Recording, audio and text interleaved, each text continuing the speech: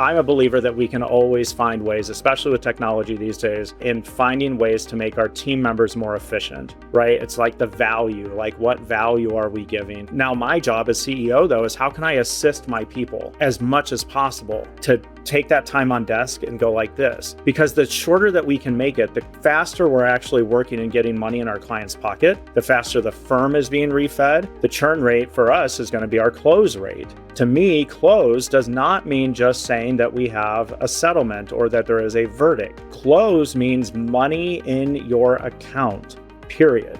The idea of like, well, I've gotten the verdict, hands up, I'm moving on. Until that client has money in their hand, we still haven't completed our duty yet to them. And so I think it's those things that are really, really important.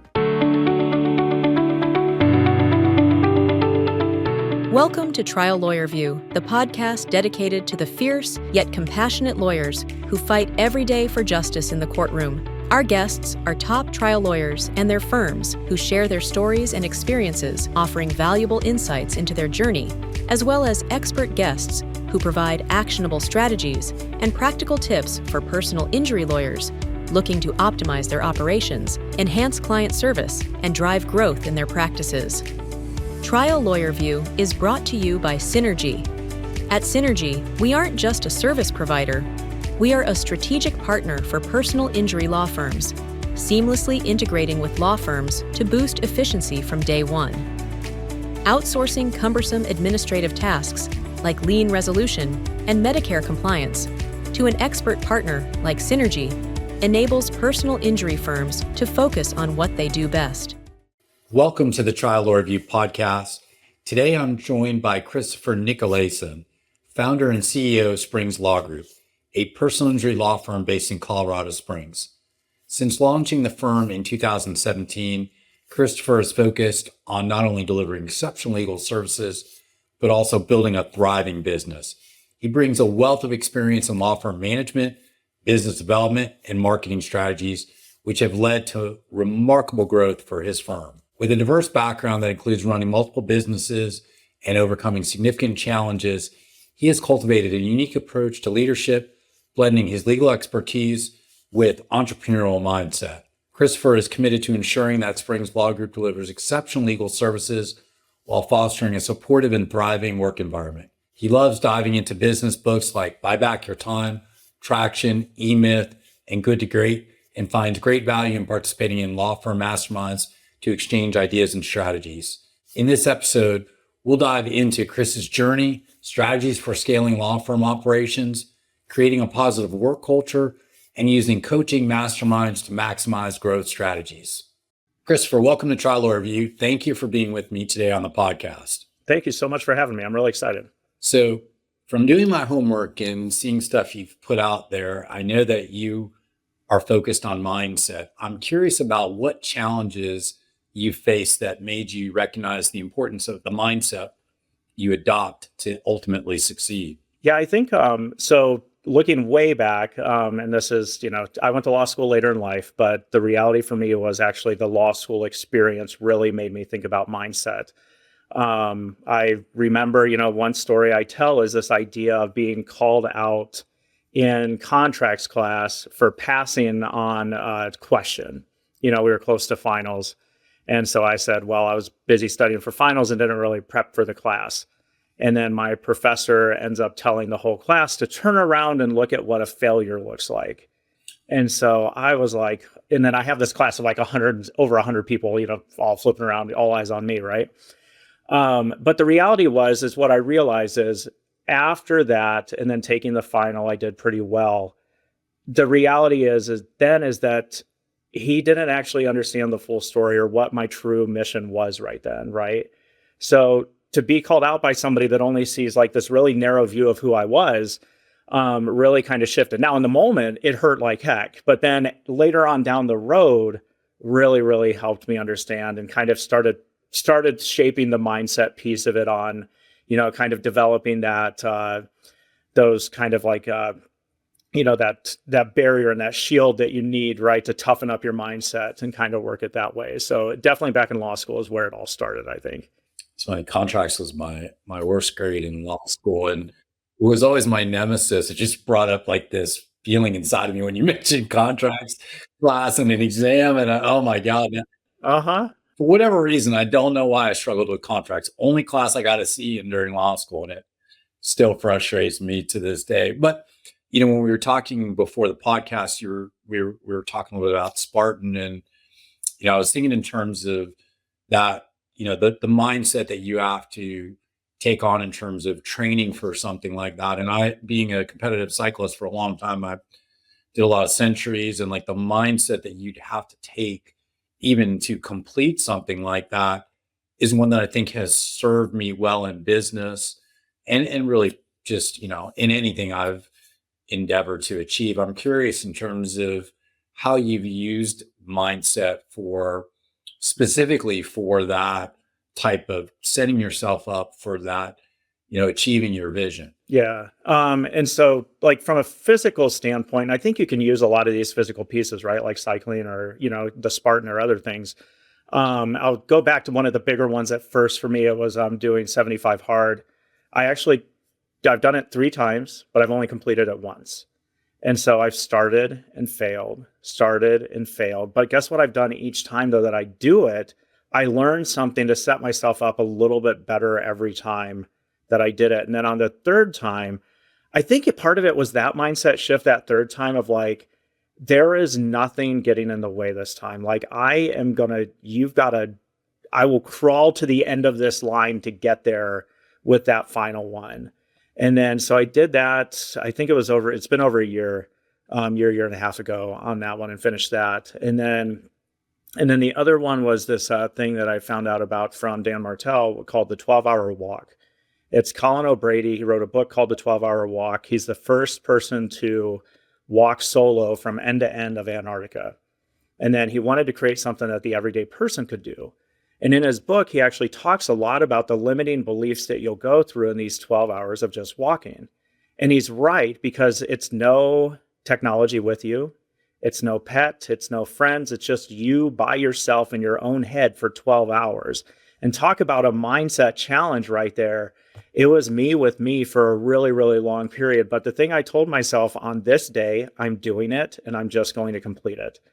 And even if it doesn't look pretty and it's not perfect and everything else, I still did it. And I ended up with some aches and pains and things like that, but ultimately came to some pretty interesting realizations during those 12 hours by myself. You keep bringing up these things that evoke these memories that are really painful. I did the New York Grand Fondo, which was something that was just on my bucket list, which is 100, I think that year was 106 or 109 miles, something like that. Anyway, tough ride because it's got some pretty good climbing. Actually, you climb a mountain, but that day it was like in the low 50s, maybe upper 40s, and it rained the entire time. And it took me, I think, over 6.5 hours to complete, and cramping and like all sorts of, but it was funny what that does for your brain in terms of, that time in your head, because like you said, there's a lot more physical effort than certainly walking, but it's that mental side, that mental toughness side, and really thinking about what do you want from that day. And I just remember that day is just emblazoned in my memory, particularly because at the end of it, I was so cold that I couldn't stop shaking for about an hour after I got into a car with heat going in it because I was soaked and just freezing cold. But it's such a great memory because I achieved what I set out to do, even though it was incredibly hard. It's just that mental toughness is important in whatever you're going to do. Yeah, absolutely. I think it's over anything else. I think it's one of the biggest, variables that kind of separate people is the ability to get up and just go and do the thing, right? Because it's the idea of what was it I heard? I think it was even recently John Morgan over at CRISP was talking about the idea of visionaries versus vision makers. And he goes, everybody thinks Steve Jobs is a visionary. He's like, but the reality is he was actually a vision maker because he went out and he actually did the thing and built the thing. Visionary just sits there on the couch and thinks about it, right? So the person could sit there and think about, well, I'll do 75 hard when X, right? Or I'll do the Spartan when Y. Or it's, I mean, we hear it all the time about people. It's like, I'll go shoot my videos for my business when this piece of equipment comes in or when this script is written or whatever it may be. So there's always, you can find an excuse for it, but at some point you just got to jump off and go do it. Well, that's a perfect segue into what I wanted to ask you about next, which gets back to something that you talked about, how you went to law school later in life. And now, you embarked upon a journey that you're fairly down the road on, which is building Springs Law Group, and done it from the ground up. I'm curious about what were some of the worst things that happened, but ended up being the best over that journey, and what the biggest challenges you faced and how you've navigated to grow the firm to where it is today. Yeah, I mean, we started in February of 2017 with 3 attorneys, and then since then have grown to 5 attorneys, including myself, and then a support staff of about 15. And then that's current. So the hardest things, I think, was originally coming up with an identity.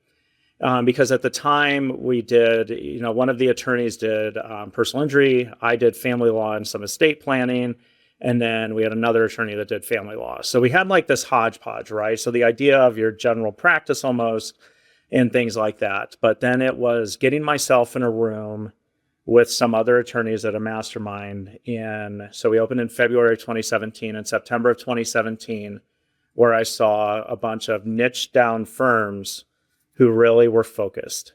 And so I think the hard part was actually deciding how to pull that trigger after we got back. I think we potentially, if going to a conference or going to a mastermind, you get the high from going and everything is new and shiny, but then it's really whittling down, what do we want to do with this?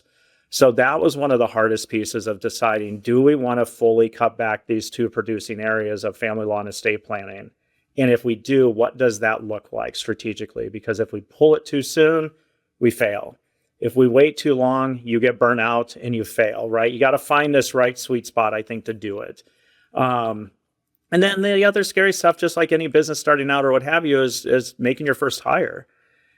So hiring at first, because obviously the 3 of us that started, we all knew each other, and then making that first hire and making a mistake, and not being the best leader and things like that, and then learning how to grow and do things like that throughout those would be some of the bigger things that I think as we've progressed throughout have been, some of the lessons learned is what my old coach used to call it. As we go through each quarter, we're looking at what were some realizations that we had and what were some lessons learned that we've had and could do better at. You mentioned 2 things, and I want to come back to them, masterminds and coaching, because the power of that when you're building and scaling the business, I don't know if you can really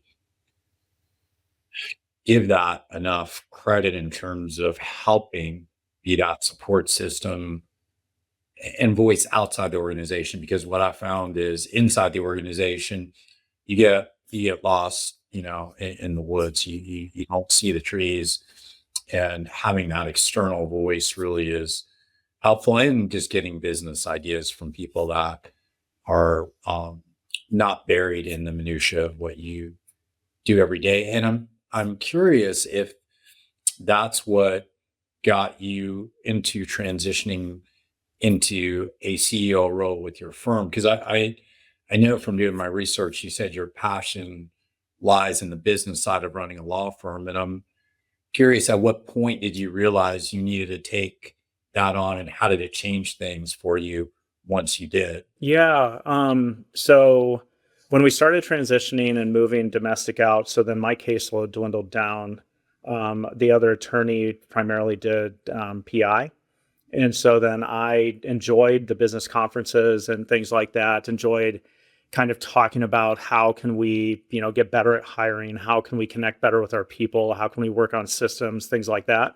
And so it was one of those things where for me, it just kind of seemed like a natural fit. And I was just talking to a new hire actually that started today. And I'm like, look, I am obsessive about Google reviews. Like it's stupid. Like I've gotten an award from my team for it about, what was the award? I think it was most likely to murder somebody to get a Google review, which that, but but something like that. It just is, and so, but it's those foundational pieces though, for me that I think about all the time because having come into it later in life, I worked retail in Vegas and worked at restaurants in Vegas. So I've seen what really great customer service can look like, really great teams and how they can function. But I've also seen really poorly run ones too. And I've worked at some, regular businesses, but also law firms too, which is a business as well.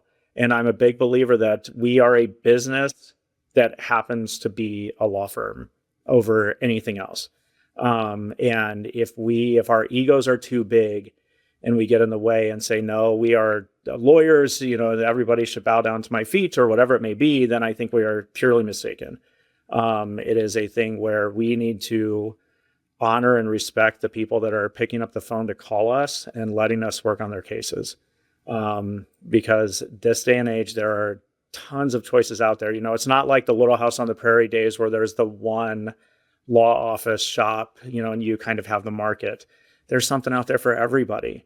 And I tell most people too, we're a good fit for most people, but we're not the right fit for everyone. And that's both with our team and with our clients, honestly. And that's okay. And it really is. And so I think for me, it just kind of fell into that business side of it, but it's also due to past experiences. But I'm a voracious reader, and, most people say, well, what are you reading? And most of the time it is just any sort of like a self-help business book, something like that. So that's kind of where it really kind of works towards it in that sense. Have you read Never Lose a Customer Again by Joey Coleman? I have not, no. I'll send you a link to that because he's been on the podcast actually twice, and he calls himself a recovering lawyer, but his expertise is in that customer experience and also the experience of team members too. He wrote a second book, a follow-up on that point.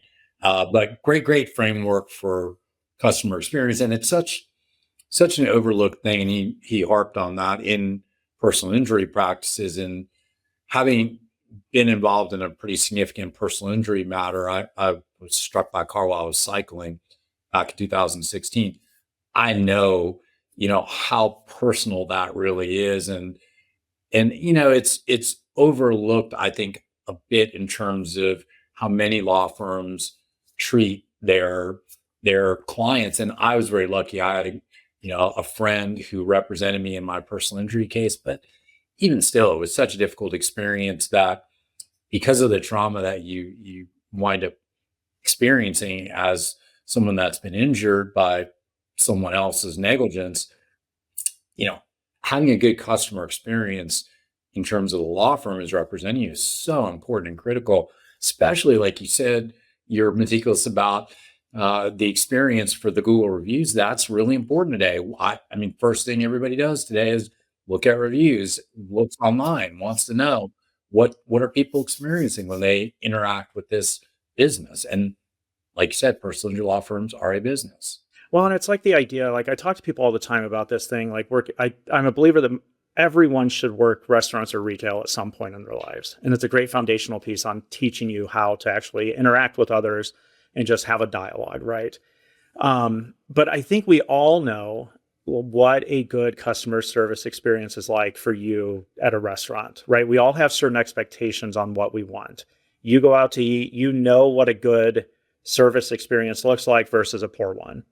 And so for me, I don't want to wait for my drink to be refilled. I don't want to wait for my check too long.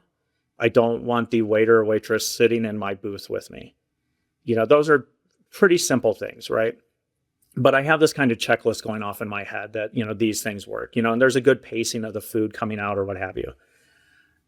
I think in law firms, though, because people don't have it happen to them every day, people go out to eat almost, every day, every other day, or once a week or what have you. They know that. But when they're working with a lawyer, it's up to us to actually set the standard for what high, great customer service actually looks like. We have to set the bar ourselves to kind of, tell them how much we appreciate them versus us having an ego saying, no, you need to basically, be so glad to hear the magic words coming out of my mouth right now, which is something very, very different in that sense. So I'm curious, being the CEO of your firm, how have you built your leadership team to maximize performance of the business and to execute on your vision for the firm? Yeah, so we started out with myself. Back in the day, it was myself, my partner, and my wife. It was the three of us, and we had a business coach based out of Denver. Her name is Melissa Shanahan from Velocity Work. She does a combo of EOS, and I feel like EOS and scaling up feels like a combo, and some of Lencioni's stuff as well. But we would set quarterly goals, go through our org chart, and then and do things like that. Every quarter, we'd have rocks and kind of keep pushing forward and set our goals, which was very helpful for us. We were probably 2 to 3 years in at that point. But since then, the leadership team has changed. My partner left at the end of last year, and then we've still got members on the leadership team. So I've got an operations manager who started out as a receptionist, moved to paralegal case manager. She has her master's degree in organizational leadership and sports, and so is very detail oriented. Exactly where I'm a visionary, a little not type A. And she's the perfect match for me in that sense. Very process driven. And then we have a leadership team of 6 right now. Again, still do the quarterly meetings, still meet. We meet as a leadership team virtually once every 2 weeks to go over issues, to go over done wells and things like that as well, and go over where are we with our numbers and how are we going to keep moving forward to get them. And I'm one there was a pod I heard a while back from this poker player who talked about the idea of experimenting. And so for me as a leader, I think it's really important that we go out and we experiment and we try things. But the poker player's reason for saying this, he's like, you want to experiment so that you can get data and information to decide now, are these things that we want to continue to do or not do? And one of Melissa's big sayings was facts, not feelings. So can we look at the facts and the data to support our decision to either keep doing this or to not do it going forward? It shouldn't be like anytime, and I don't know about you, but anytime I hear the words like, I feel like X, it just gives me, like the heebie-jeebies inside a little bit, because it's more of, as the CEO, I need to know factually, what are we doing and can we support this stuff factually? And you touched on a lot there, that idea of having an operational system. EOS traction is one. There's many others, and Mike Morse has been on the podcast, talked about which is kind of a massaging of EOS for personal injury firms. But having something that you use as your operating system is so important. But that concept of data-driven decisions is so overlooked, I think, in the personal injury space for whatever reason. And this is just anecdotally from dealing with thousands of personal injury firms over my career. But I'm curious, what data do you guys look at in terms of your KPIs to track to make sure that you're operationally efficient and ensuring long-term growth of the firm? Yeah, so for us, generally, it's going to be our revenue as our big starter. Cases in, so what new cases have we signed versus what our case signed goal is. So we have a goal every quarter, and a yearly goal, quarterly goal, and a monthly goal. What are our closed cases? And then, so those closed cases to the revenue gives us what is our average case value, so as we're hitting on that, we want to make sure that we're bringing that up ideally every month, but our average case value keeps going up. And then we take a look, we have a Google review goal. And then, so that I also have margins on my attorneys to see the production on my attorneys and see what they're doing. And then, to be very transparent too, we've actually just hired and are in the process of starting our kind of onboarding with a fractional CFO as well to kind of help, keep things moving forward in that regard. So I think that'll be one of our big next steps in 2025 is that fractional CFO piece, because the biggest piece that we've kind of never been able to fully get in sync is that profitability piece. And that's what his sole job is going to be, is kind of really hitting on that piece of it. It's funny. It's overlooked that the fractional solutions and, outsourcing solutions for law firms, that's a little self-motivated since we are an outsourcing partner for lien resolution. But, just this idea of really examining what solutions will help the firm be profitable and grow, and evaluating that is one of the key things, having that fractional person until you get to the point where you have someone full time is such a critical thing to make sure ultimately that you have all the data. Because if you don't have that one piece of data, right, it's you have a hole there that you're missing. I'm curious too. We recently read something that was put out there by John Natchell from Fireproof, talking about time on desk. And I thought that was such a brilliant way of talking about the metric of looking at when you bring a case in until you actually complete it, and all the different phases. He had three different phases, which I thought again was really great way of breaking it down, and then looking at those phases to see where you can take days out from the process, because it speeds up revenue and also speeds up resolution for the client. And I just thought that was such a great thing to start getting personal injury firms to think in those terms. Yes, and I've had conversations with John actually about this, and I've had John and we both have in common that, back in the day I was a diehard Detroit Pistons fan. I grew up in Ohio, pretty close to where John, not too far from where he's at in Michigan. But we had a nice love affair of the Pistons from back in the day. But we were talking about this idea of it too, and I think that I'm a believer that we can always find ways, especially with technology these days, but also in finding ways to make our team members more efficient, right? It's like the value, like what value are we giving? And how now my job as CEO, though, is how can I assist my people as much as possible to take that time on desk and go like this? Because the shorter that we can make it, the faster we're actually working and getting money in our client's pocket, the faster the firm is being refed. And one of the things that that Martel talked about to me once was this idea of he can tell how well a business is going to do by their churn rate. The churn rate for us is going to be our close rate. To me, close does not mean just saying that we have a settlement or that there is a verdict. Close means money in your account, period. And so until that is done, because I'm sure you've seen it and there are others out there where the idea of like, well, I've gotten the verdict, hands up, I'm moving on. It's like Bill Belichick, right? On to Cincinnati, on to Cincinnati. Well, you can't do it yet because the case is not closed. We actually have to get, until that client has money in their hand, we still haven't completed our duty yet to them. And so I do think it's one of those things where, and that's how we can shorten that time on desk, is by making sure liens are on point all throughout, by making sure that we are constantly communicating with our clients and things aren't surprising to them, by making, by all of those things. And by even honestly, sometimes like we just closed one out recently where the attorney, he's like, I'm being a pest right now. And I'm like, but guess what you being a pest to the other side did? It got them to write the check and send it. If we hadn't been a pest and just kind of did that hands-off mentality, nothing would have actually happened. Nothing would have been done.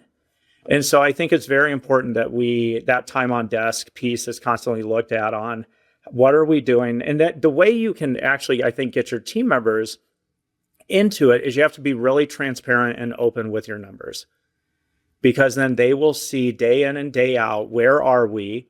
What are we doing as a firm? And where do we need to be? So they need to know both, because then it's those things that people that are, and generally attorneys are fairly competitive, and they want to make sure that we're hitting the goals because they're part of that team and that unit. And so I think it's those things that are really, really important.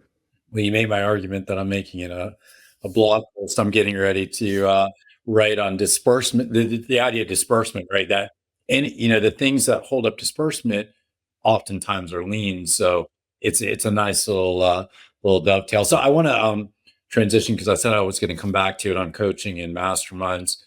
So I saw you post something about the importance of coaching, and you emphasize experience, insight, and track record as part of the vetting process of a coach, someone who's done the work themselves and can help you achieve those goals. I'm curious about, what would you give in terms of advice to a personal injury lawyer who's thinking about selecting a coach and how you find the right coach? Yeah. So I think it's important that one is I think you have to be very aware of where you currently are. And then I think you have to have your vision of where you want to be. Now, then when you're looking for that coach, I think there's two types of coaches that you want. One is you want that coach that's going to be like, just like that bit of, they're just that close to where you are, right? They're just that little bit ahead of you. And then the other coach that you want to look at potentially having or following or kind of, finding out about is going to be that person that's, 10 to 50x further ahead than you are. Because the one close helps you get there, right? They keep you moving. They've got the ideas that you can actually implement immediately. You can then keep things moving forward. The one that's way up there, they show what's possible. So they're the ones too that are showing you know what, if you keep on going, this is what's possible. And so I think it's the ideal one of kind of really vetting those people out. And then it's deciding kind of what works best for you. And I always go back to the show Biggest Loser from way back in the day, where you end up with two coaches. You end up with a Bob Harper or Jillian Michaels, right? Bob was the really nice coach, and he just wanted to hold your hand and walk you through your workouts and things like that. Or Jillian would sit there and yell at you, and tell you to get up off your butt and do the thing. You need to know within yourself what's actually going to motivate you and which kind of personality is actually going to be the best cohesive one with you.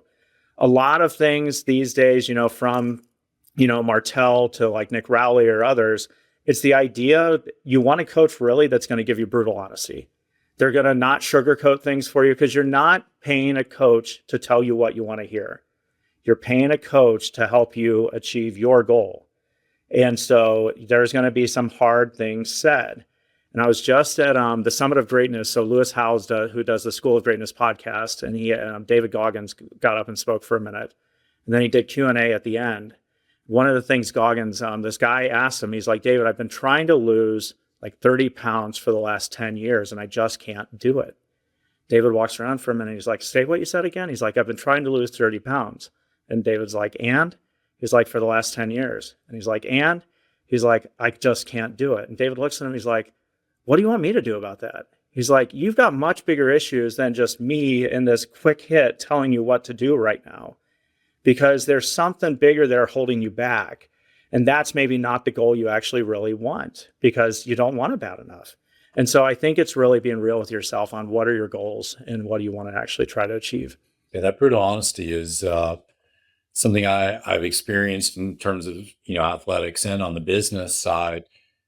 I just remember, when I was racing, cycling, I had a coach because everybody really does need a coach. That's like we skipped over that in terms of selection, but fundamentally, it's hard to achieve things unless you're the exception without people that mentor or coach or the support groups, right?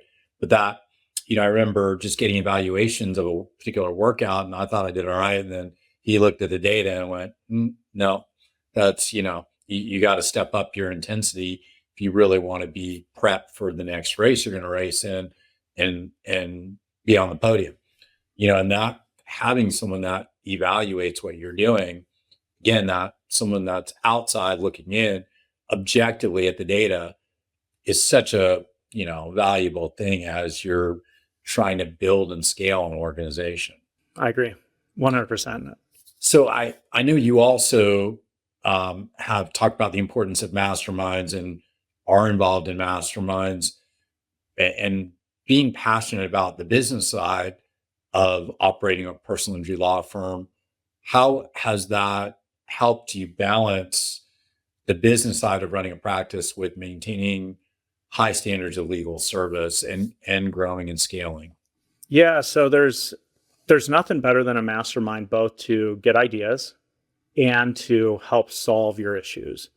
Generally, the ones that I am a part of, they, will have a hot seat where you'll take your biggest issue that you have and sit in a small group and you'll say it out what it is. And then brutal honesty, you get it back on, here's the things that you could do or do differently. Or even for me that, I've had it where, like you said, people are just like, you're not showing up anymore, or you're not doing this, you know what I mean? And from everything that they've heard. So that's the hot seat side of it. So you can do that to help, solve an issue.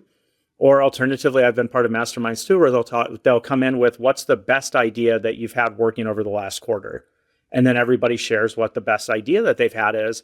So talk about a great way to take your firm that's here right now, and you're getting just a great idea after great idea after great idea, and you can now skyrocket so much faster than you could have if you had never gone. And so I think it's sitting in a room with people, again, where you're here and others are here. And so that are above where you're at. So that way too, that you're like, hey, I'm able to feed on it. But then what's interesting through time, as you go through the masterminds, you start out at the lower level or what you feel like, hey, I don't really belong here. Then through time, what happens is you have stuff to contribute. You have stuff to give because, there's going to be others that come in. And I would tell those people too, that if you're ever afraid to go to a mastermind, it's probably the room you need to be in, because that you have something to share. You've had a life experience. You've had something happen in another job. You've had something happen at your current job. And the reason you're in that room is we all most days can feel like we're on an island, and that we're the only one messing up, or it's this bad thing is happening to us right now. But the reality is everybody's going through it. Everybody's had it happen or will have it happen, and somebody needs to hear it or is okay wanting to talk about it too. And so I think that's the benefit of community. And those masterminds are just something that I look at as a giant community.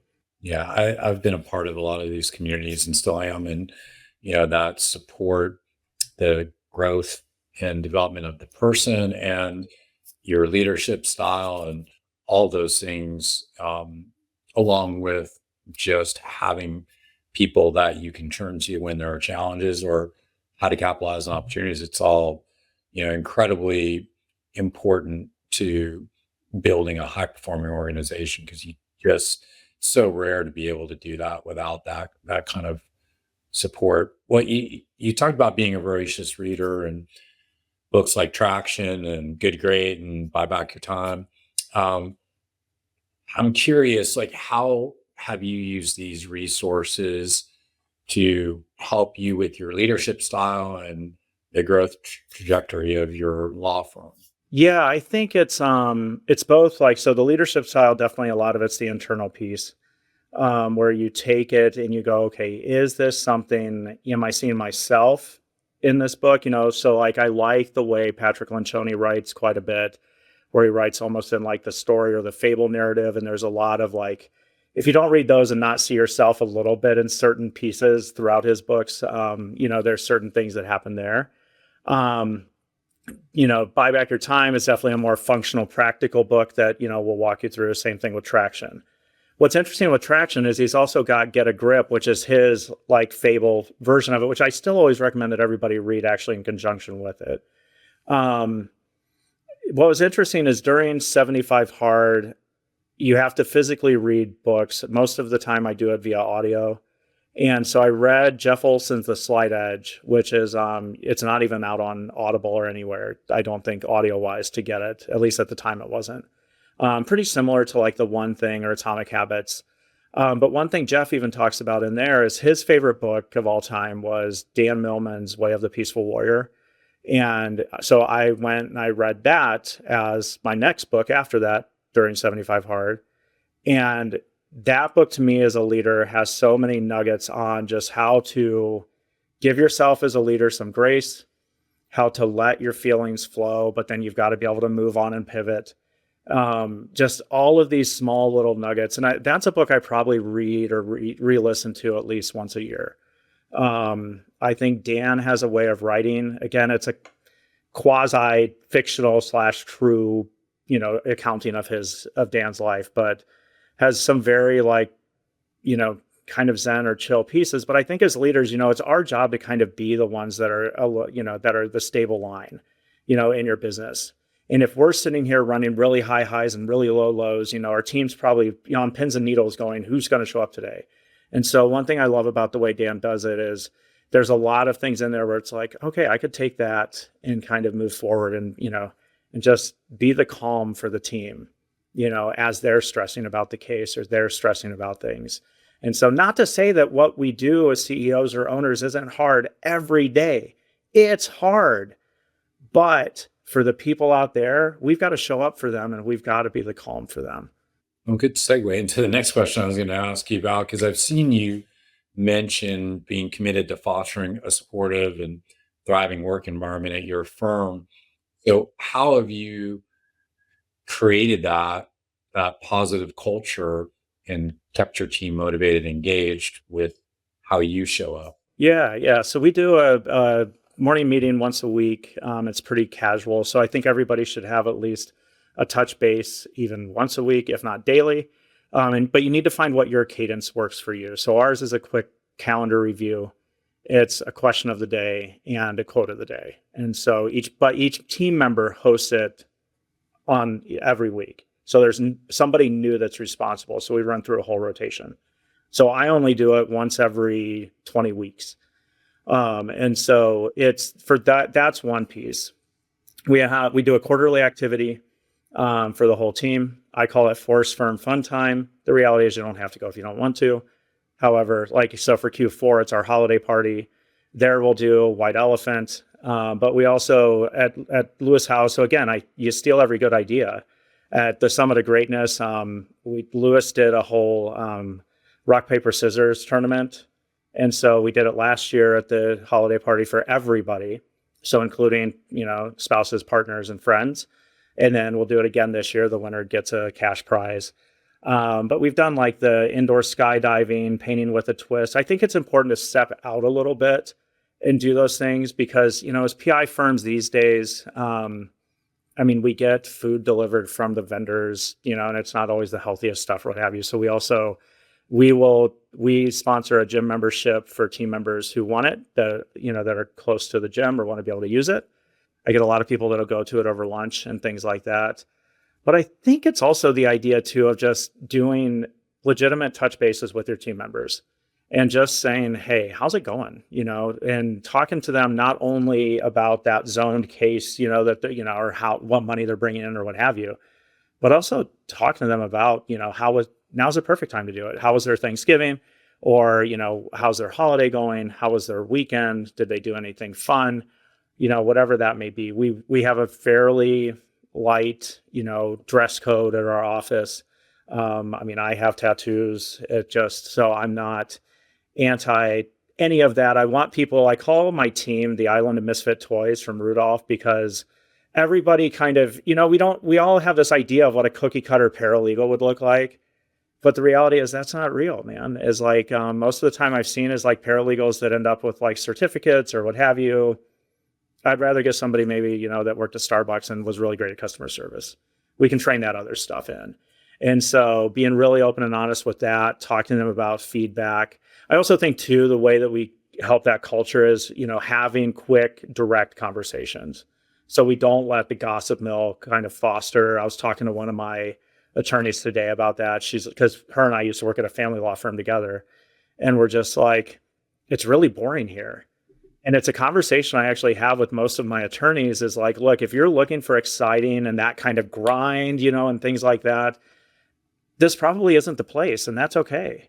There's a lot of other places where you can go and do that, but this isn't it. I want something that's fairly boring. I want to respect my people's time whenever they're on vacation. I don't want to talk to them then. And they don't want to hear from me. And that's okay. And I really want to make sure that their time is honored. But when they're here, they've got all the tools and capability and ability to do a really good job for the clients while they're here.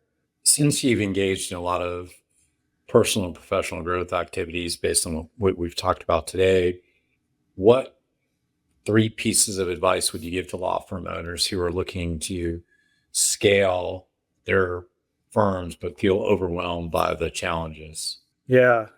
So I think number 1 would be to get a coach. Get a coach sooner than later, and do it today. And you may say to yourself, I don't have the money to do it. And again, the question or response would always be, if you don't do it, you're never going to have the money to do it, more than likely. And so 1 would be to get a coach. Number 2 would be to find your role and find you for yourself from a scaling standpoint. I think as CEOs and owners, you've got to get out of the way. Let people shine in the areas where they're good, and you will find what areas you are good at. But then get out of the way and let your people do their jobs. I once had an employee, as we were walking down the hall, say, "Hey, do you know where the wet signature power of attorney documents go here in the office?" And I looked at her and I said, "I don't."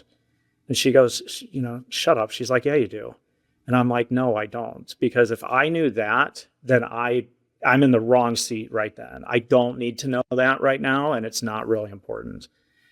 And then lastly, I think, and it's a quote I got from, I just saw Will Guidara speak recently, and I've loved, his book is probably my favorite book this year that I've read, Unreasonable Hospitality. But he spoke at a conference, and he's like, the thing that stuck out is this idea of stop taking yourself so seriously. I think the reality is we're not brain surgeons. I mean, look, we're really important people, but at the end of the day, and what we do for our clients is super important, and what we do for our team is super important. But we need to stop taking ourselves so seriously, because being an attorney is stressful and running a business is stressful. But if we can't have some fun while we're doing it, then what are we doing it for? And so that's what and I think the way you scale is by making it a fun environment. Not fun, you know what I mean? Not fun, obviously, what we do day in and day out. But the reality is stop taking yourself so seriously, because if you stay super serious all the time, it's going to be really, really hard to grow and scale. Some great advice. Last question, always ask it, very open-ended, so you can answer it however you want. What's your view as a trial lawyer? Yeah, so I think over anything else, as a trial lawyer, you've got to get your reps in. It's like we talked about earlier, from physical activity or going to the gym or what have you. You need to fall down on your open and screw it up. But you don't want to screw it up the day of the trial. You have probably a group of other employees that you work with, and you probably could get 10 minutes to do a quick open for somebody in your office. And I would recommend going in there and saying, "Hey, can I stand up and do my open in front of you?"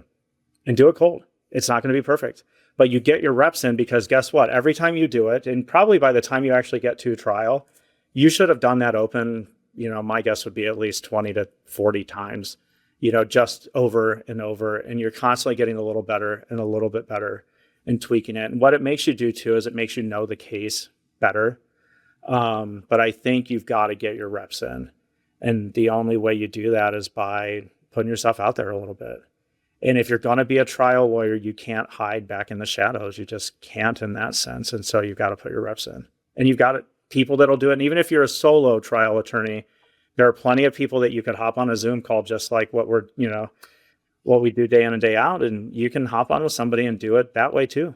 Some great advice and tips, Christopher. I'm grateful that you took the time. If any of our listeners have an interest in talking to you about the coaching aspects or masterminds, or have a case in Colorado Springs they need to refer to you, what's the best way to get in touch with you? Yeah, so you can email me at chris@springslawgroup.com, or you can call me on my cell or text me at 719-291-6346. Thanks, Christopher. And again, thanks for joining me today, and we'll see everybody on the next episode of Trial Lawyer View. Here is another episode of Trial Lawyer View. We hope you enjoyed today's guest and discussion. Tune in to our next episode for more helpful insights from fellow trial lawyers and practice experts. This podcast is brought to you by Synergy. Visit partnerwithsynergy.com to learn more about how Synergy can free your firm to focus on what it does best.